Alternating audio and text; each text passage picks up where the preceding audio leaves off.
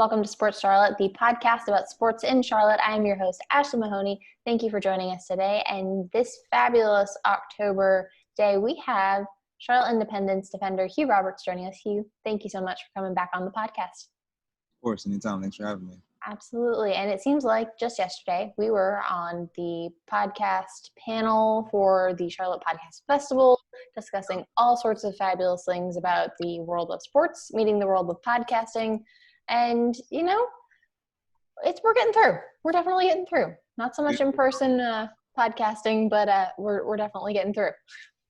That was a good time, though. Absolutely. Very cool experience answering those questions, too, from everybody. Absolutely. But nevertheless, today we're talking a little bit less about podcasting and a little bit more about the first for the Independence and a first for yourself, obviously, with this club, because it hasn't happened before, with the playoff match against Charleston taking place in Charlotte, or technically Matthews, at the Sportsplex at Matthews on October 10th, 7 p.m. Limited number of tickets. All the proceeds from tickets are being donated to McKenna Woodhead, who is a young soccer player in the area who was paralyzed in a boating accident on Lake Wylie in 2018. But in addition to it being a fabulous philanthropic match itself in terms of the financial side, is also playoff time.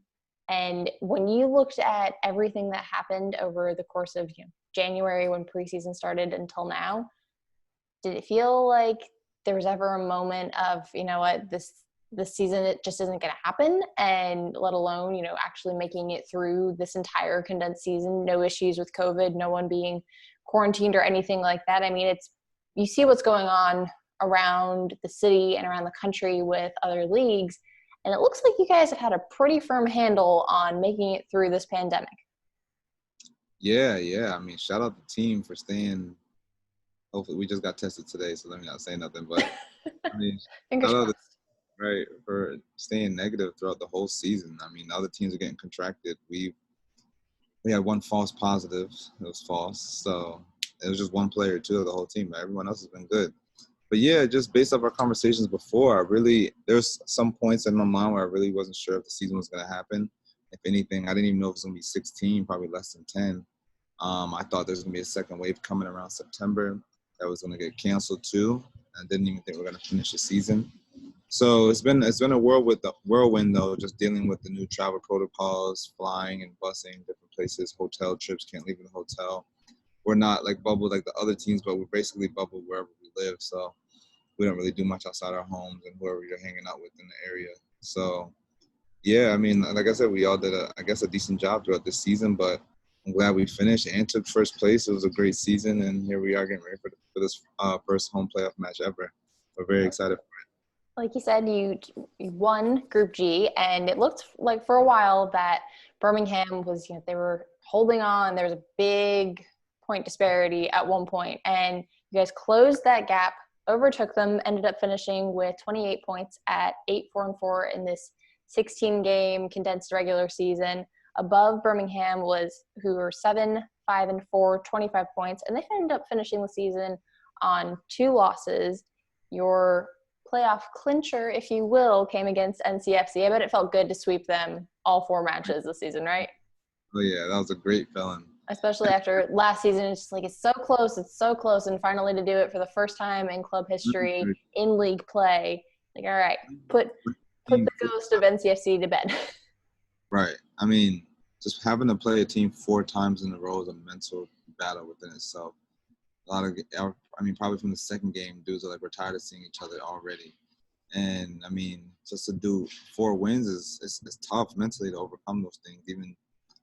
So it was a mental grind this whole season, mentally, without fans playing either, and a lot of markets too. So yeah, it was different, but here we are, and we're excited.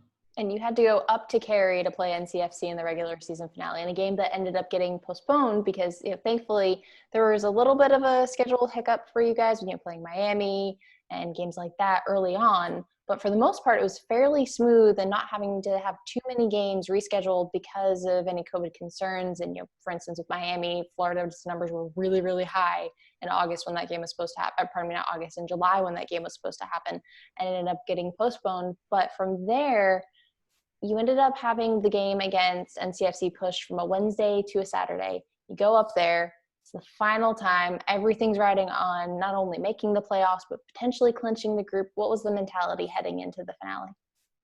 Yeah, I mean, you're talking about the one at NCFC right now. Yes.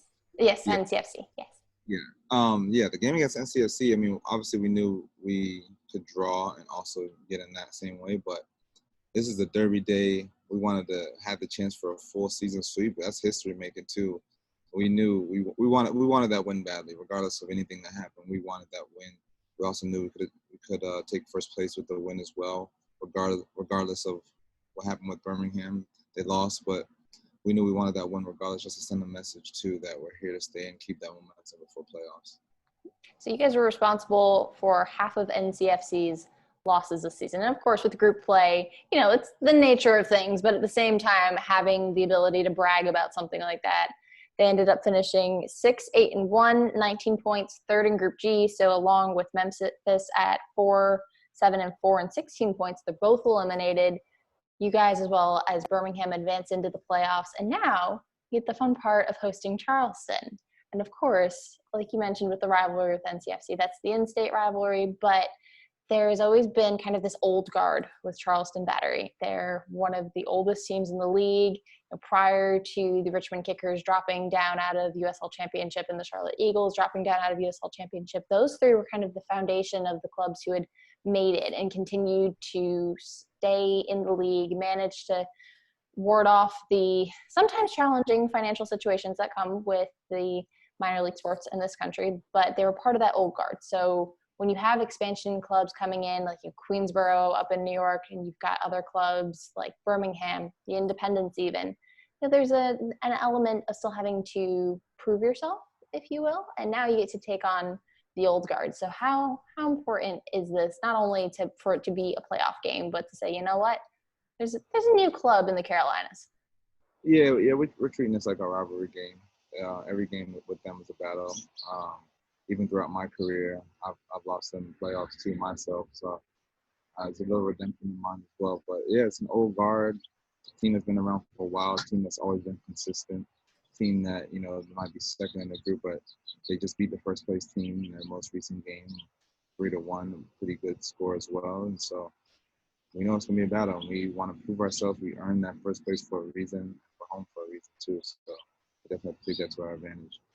And it's also a reunion of sorts for leading goal scorer Dane Kelly, who signed with the club in January. He leads the club with 11 goals, and he's proven, I don't know if clutch is the right word to describe how much he's come up for you guys this season. But, from hat tricks, I asked you about it a couple months ago, and you called it. You said it was going to happen, and lo and behold, it did.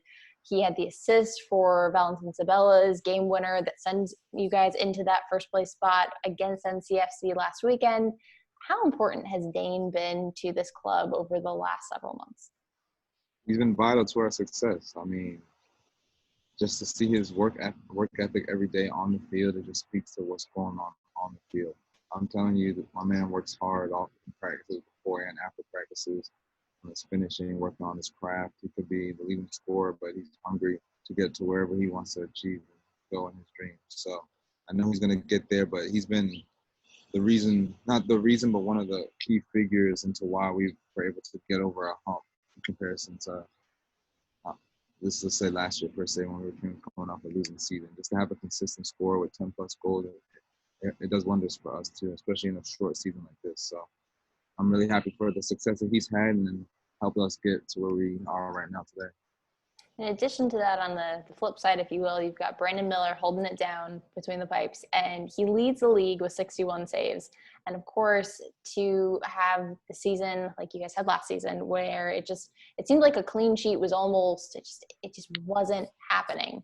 And there were coaching changes and other forces at play, if you will. But now you ended the regular season on a clean sheet. There have been multiple clean sheets this season. How different is the chemistry and not even the chemistry back there, but just the fluidity and the way that you guys are able to play out of the back? Yeah, you can tell we've been playing with each other for some time now. I think having a year under our belt from last year to this year definitely helped us a lot. A good off season, living here together, training almost every day, and lifting together helped our chemistry. And I've always been someone to believe that your chemistry off the field speaks to how it is on the field. And yes, okay, sometimes it doesn't really translate that like that, but 90% of the time, if you're really close with that person off the field, it's going to speak to on the field because you just have that extra edge that you want to, work hard and die for that person. Well, he's behind me now, so behind me or in front of me sometimes. So it just speaks to our chemistry. And sometimes without even looking, I know where he is, and I know that he's going to make certain saves. I trust him whenever he shouts keeper kind of thing, and there's a lot of trust with us, and I think that spoke to our success as well. In addition to that, you've been very successful off the field along with teammates like Brandon, who have been advocating throughout, not just this year, but you use your platform as a professional athlete to advocate for those who are, whether you prefer to use terms like less fortunate or whatever the case may be, with your initiative and foundations and making sure that you're helping Charlotte's homeless community and people who that community has grown a lot over the last several months, with people losing their jobs because of COVID, people being evicted because of COVID, and so many things where it feels like there are circumstances that are out of their control. And what you've done with your foundation, raising not only funding, but like you've said on previous episodes, of wanting people to know that, hey, this isn't just a check and great, grand, wonderful, hope this money helps, okay, bye. It's making sure that people know that you're invested in the community. And this is something that's translated to the work that you've been doing on and off the field league-wide in forming the USL Black Players Coalition. Talk to me a bit about what's gone on into the formation of that, as well as where things stand now heading into the playoffs and toward the end of the season. Yeah, I'd have to say, going back to kind of my episodes, the Black Lives Matter Player Editions episodes back in June, kind of got us all together and kind of talking off the screen, talking in a group chat, how we want change, how we want to keep speaking about these stories. We're wanting another episode badly. It's kind of what led me to part 2, but we got some guys on that. But yeah, I mean, after having those conversations and, the killing and the movement that was going on, the MLS had their whole bubble situation and their movement as well. But then, just speaking up in general, I realized just using your platform sometimes makes people aware of what's really going on, especially clubs and owners who think that, putting out a statement is just good enough, or, bringing the club together, the team together for a little meeting in the locker rooms to say, I'm here for you and nothing will happen for that. I mean, after my second episode, the Black Lives Matter Players Edition, the Thai spoke out in Cincinnati and they donated $250,000 to diversity and minority programs for their community. And right there, they sent a clear message to me that, one, clubs think what they did in the past is good enough, and clearly they realize hearing from their players it's not. And 2, we have a little platform and it's time to use it sometimes, and that's why I kind of steered my podcast into that direction. So that was an initiation, and then we were talking for months and months along. When we wanted to form, had multiple Zoom meetings. MLS announced theirs, so we knew we were going to announce ours soon. But then the NBA protested that Tuesday or Wednesday that week and decided not to play the games. WNBA, MLS, all the leagues across the country. So we knew we had to capitalize on that moment, and it was going to be tough for us. Cancel games. A lot of players are on little money or on pay-to-play contracts where they only get paid when they play in games. So we knew that would be tough, especially with Championship and League One trying to be in sync. So, but we also knew that we did have to announce ourselves that week as well to capitalize on that moment, to, explain why we're doing these movements. So within 24 hours, there's USL games on the Friday, so that Thursday we got together with 100+ players, talked about what protests we wanted to do over the weekend. We're in contact with the league, and, we announced that Friday, but everything was within a 15-hour window, hours and hours of, sorting things out. So it was kind of tough, getting everyone player-wise and league-wise and club-wise throughout League One and Championship to all, be in sync with the protest. So we decided ultimately to let every club do a protest in their way, but still do some form of protest to show unity. And that was unique within itself, within the club too. Every club protested, but it was in their unique way, and so a lot of us still did the same things together. And now from there, I mean, it's taken off. It's crazy what's going on. I mean, I've had some big discussions with guys from SCORE like Eddie Pope, Kobe Jones, and Yewu, those kind of guys, to guys from the Players Coalition, U.S. Vote, whatever partner with, trying to enact change within the voting systems. And we just announced our partnership with Black Arrow, highlighting again Black stories and Black journeys that we're gonna work with soon. And now we're in the process of we had a meeting with the league as well, the commissioner. That was awesome too. I mean, it was just an initial meeting, kind of breaking the ice, but we're going to continuously have meetings with them, trying to enact, concrete change, everlasting change, things like more Blacks in coaching positions, higher up positions, ownership positions, more Black attendance, more Blacks, getting opportunities. And so, we've had the MLS Players Coalition behind us. We had the Players Association behind us, MLS behind us, the league behind us. So we've been forming some good groups, and now this off season coming up, hopefully we can, going into the next season, after discussions with the league, we can start enacting actual change that's going to be everlasting in the communities. What has the response from the league been thus far? Has there been any hesitation on their part, or has it been just open arms, tell us how to change, how to make this so that the players feel valued, seen, and heard, but also that translates into the front office, into the fans, and so forth?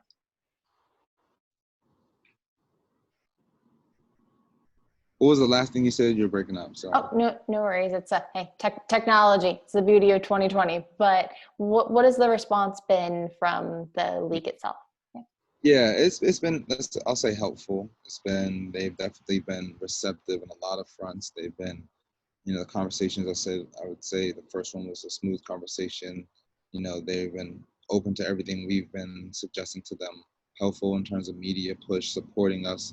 The commissioner himself says he supports us in what we're doing, and wants to help enact change. He doesn't really understand a lot of the issues that's going on within this country, and he wants to make some kind of change as well. So it's been very helpful to have them behind us still in these first initial steps, because if we didn't have the league behind us, it kind of would have looked bad on both fronts and it wouldn't have gone this smooth. So they've definitely been helpful.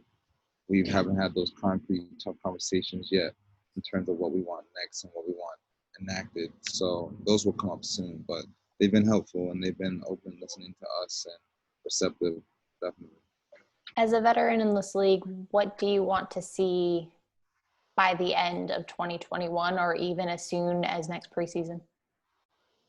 I'd like to see a couple more Black coaches get hired within this league, definitely. Maybe a couple more owners as well, Black owners as well. I definitely want to see, I know the USL announced some diversity programs, but I want to see a lot more clubs and the communities get involved. That's something we want as a alliance. That's what we want as a group, but something myself personally. Clubs have a lot of power, and I didn't realize that until I spoke up this year and just meeting the president and talking to the CFO and what they can do. And some things I asked themselves, like, you can do this. Why haven't we've been doing this before I even came?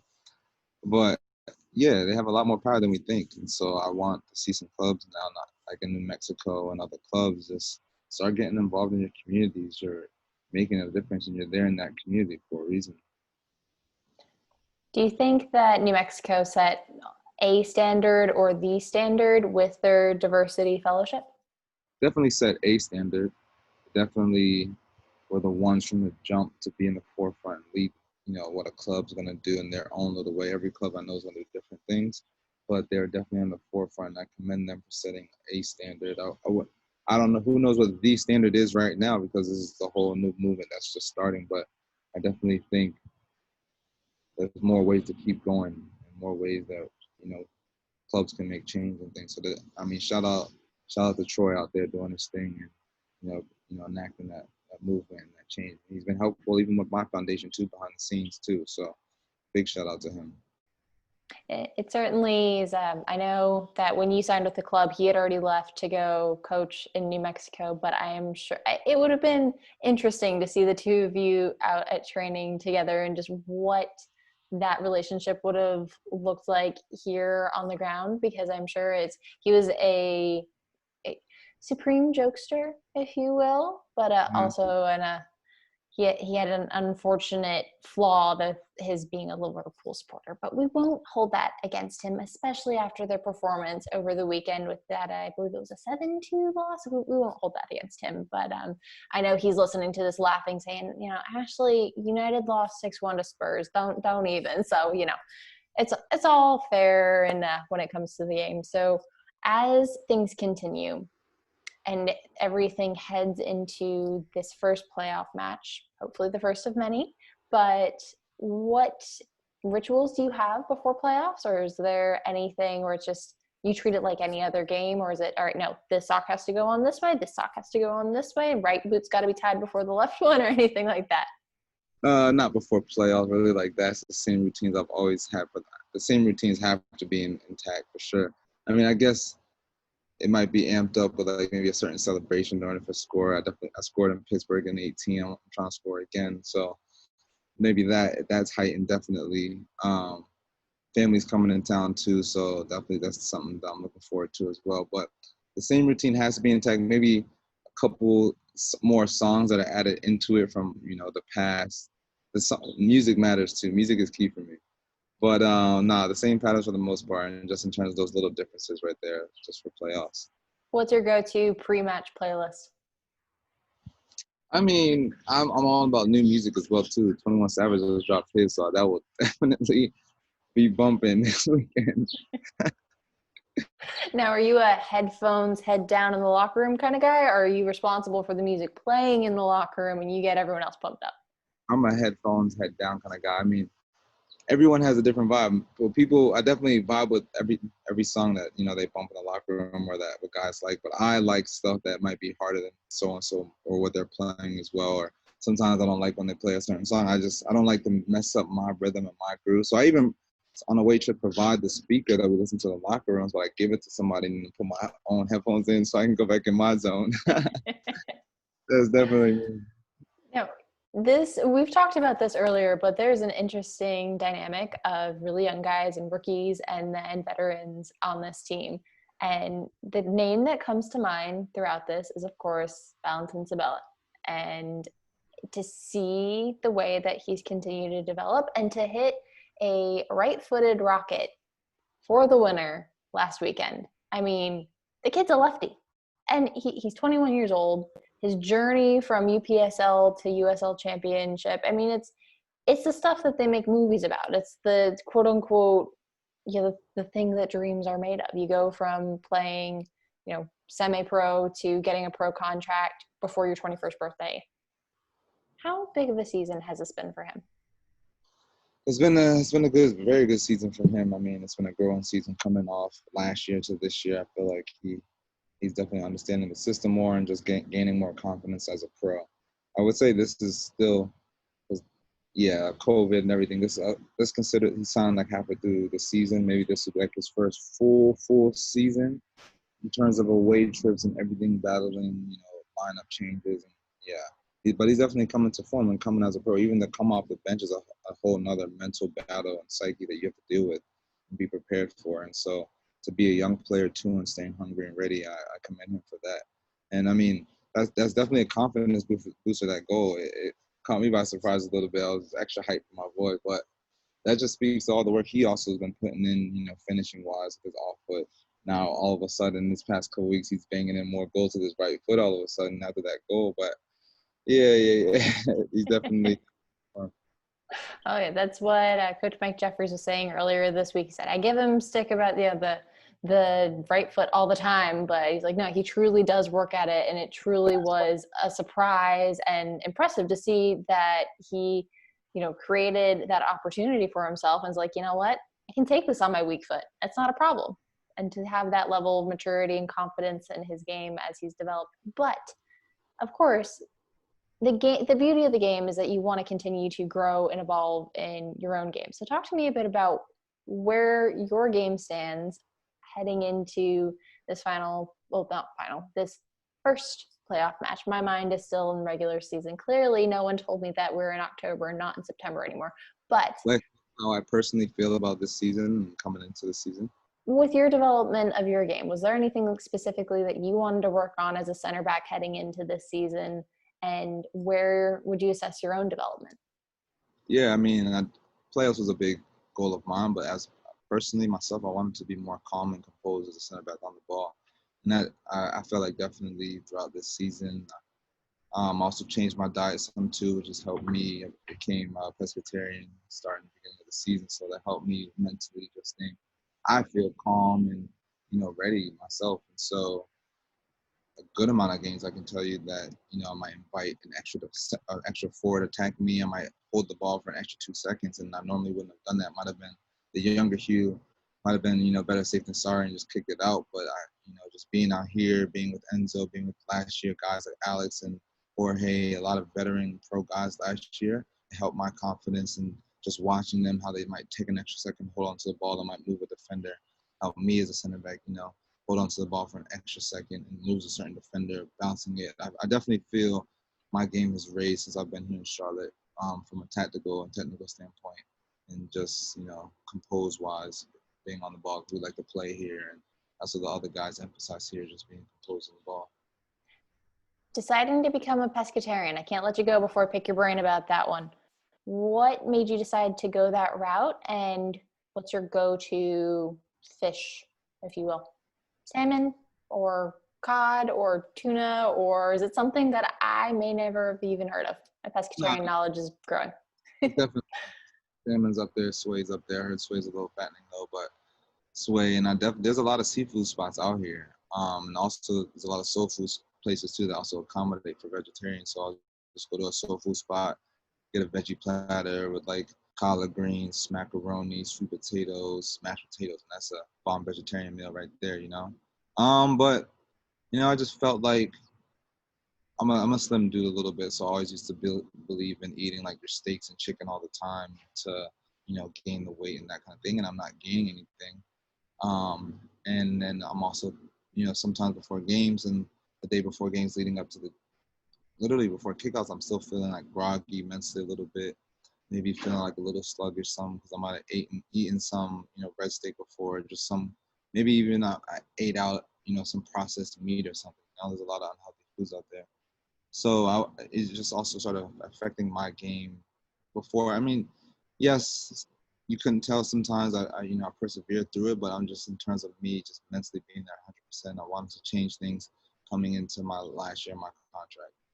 That definitely played a role. This is my last year of my contract, so I wanted to come correct this year. So yeah, it's been a great decision for me, and there's a lot of seafood places out here, and I love seafood. So I was like, it should be a smooth decision. And you mentioned last year your contract. Anything on the horizon in terms of signing a new one here, or just finish out the season and see what happens? Yeah, exactly. That's all I'm going. There's been no talks here yet. I'm just really just going with the flow every day.